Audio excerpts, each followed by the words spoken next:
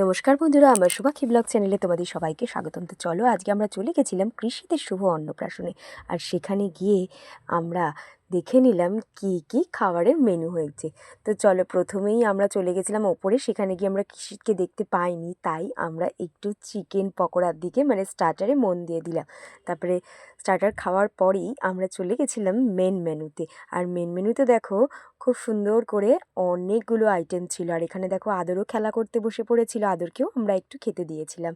আর এখানে দেখো মাটির থালাতে কলা পাতার মধ্যে সবজি ডাল ছিল, আলুর চিপস ছিল, আর তার সঙ্গে ছিল দেখো পাবদা মাছের ঝাল, তারপরেতে ছিল চিংড়ি মাছের মালাইকারি, আর পোলাও এর সঙ্গে ছিল দেখো মাটন কষা। তো দারুণ কম্বিনেশন। আর তার সঙ্গে ছিল রাবড়ি, পায়েস, মিষ্টি, রসগোল্লা, সন্দেশ, আর আদরও এখানে খাচ্ছিল। তো টাটা বাই বাই বন্ধুরা, আমার ব্লগটা কেমন লাগলো অবশ্যই কমেন্ট বক্সে জানিও।